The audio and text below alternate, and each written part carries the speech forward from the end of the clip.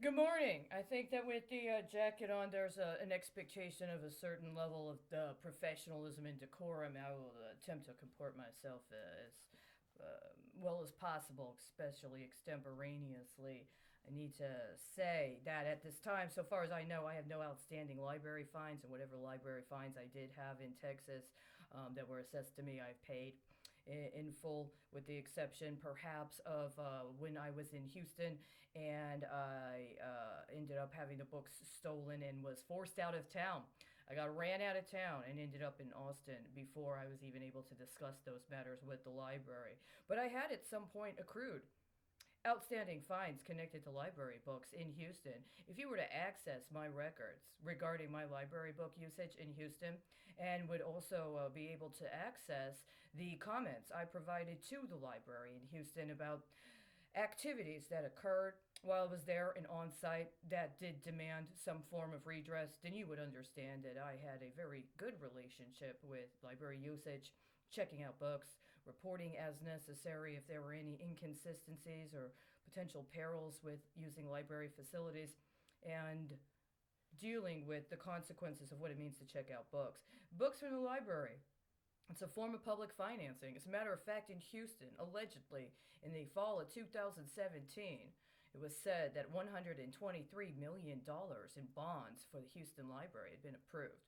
Now, while there might be questions, indeed I do have many questions myself, about the processes whereby that was allowed to be put on the ballot and other matters relating to the constitutionality of things that happened in the election of 2017 in Texas, truth of the matter is that it was publicly reported that $123 million in library bonds had been put into effect in Houston, Texas. There's other public libraries that are providers of fixed assets that are used in local financing schemes, including here in Dallas. Whatever personnel problems I might have, except with one exception, actually, with two exceptions. I'm grateful for my access to the Dallas Public Library, and I currently have a book that is from the Dallas Public Library. It's a book about the legacy of Justice Antonin Scalia. And I'm going to start just very briefly by asking how much did the country, how much did the people of the United States pay for the investigation into allegations concerning Michael Flynn? How much did the people of the United States pay for investigations into Russian hacking? Who billed them? Who assessed the fees? Who was allowed to be billed for those services as an attorney?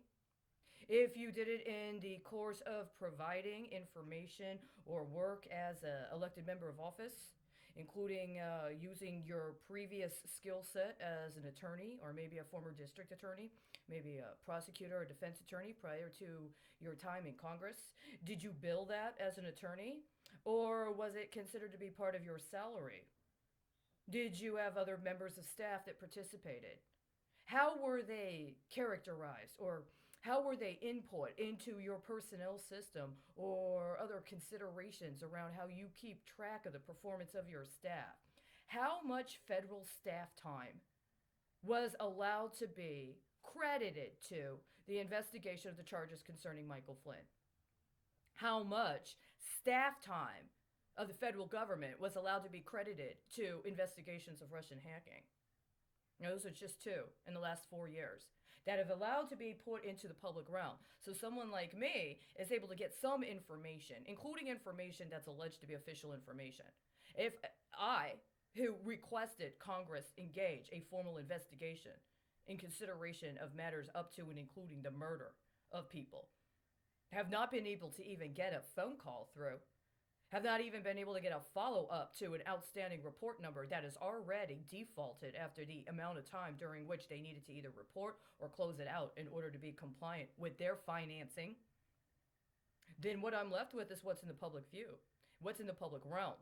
And if somebody takes that information and starts monetizing it or starts putting it into some sort of auctioning or bidding process and using it for some sort of illicit, non legal tender currency, while also refusing to authenticate and verify the identity of the people who are participating, including the people who are allowed to record that as revenue or some other form of deposit, up to and including deposit of information and or evidence in an ongoing investigation, we could have a serious problem with our accounting.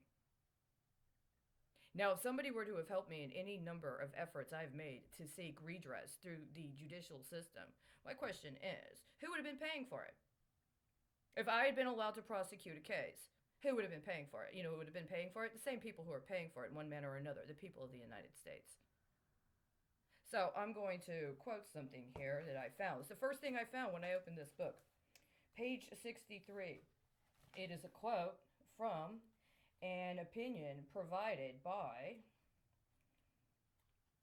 let me make sure I got it, Justice Scalia, dissenting. Apparently, in his own words, he dissented. And nobody else signed on to it. The opinion was for Morrison versus Olson in 1988. And this is what he says here. Page 63. The present statute provides ample means for that sort of attack, assuring that massive and lengthy investigations will occur, not merely when the Justice Department, in the application of its usual standards, believe they are called for, but whenever it cannot be said that there are, quote, no reasonable grounds to believe, end quote, they are called for. The statute's highly visible procedures assure, moreover, that unlike most investigations, these will be widely known and prominently displayed. Thus, in the 10 years since the institution of the Independent Counsel was established by law, there has been 9 highly publicized investigations, a source of constant political damage to 2 administrations. That they could not remotely be described as merely the application of, quote, normal, end quote, investigatory and prosecutory standards is demonstrated by, in addition to the language of the statute, which is quoted as saying, no reasonable grounds to believe, end quote. The following facts. Mind you, this is from 1988. This is what he lists as the following facts. Congress appropriates approximately $50 million annually for general legal activities, salaries, and expenses of the Criminal Division of the Department of Justice. This money is used to, quote, support appellate activity, quote, organized crime prosecution, quote, public integrity, and, quote, fraud matters, quote, narcotics and dangerous drug prosecution, quote, internal security, quote, general litigation and legal service, quote, special investigations, quote, prosecution support, quote, organized crime drug enforcement, and, quote, management and administration, end quote. By comparison, between May 1986 and August 1987, 4 independent counsels, not all of whom were operating for that entire period of time, spent almost $5 million, 1/10 of the amount annually appropriated to the entire criminal division, spending almost $1 million in the month of August 1987 alone. For fiscal year 1989, the Department of Justice has requested $52 million for the entire criminal division and $7 million to support the activities of independent counsel, end quote. He specifically puts the metric 52 for the entire criminal division.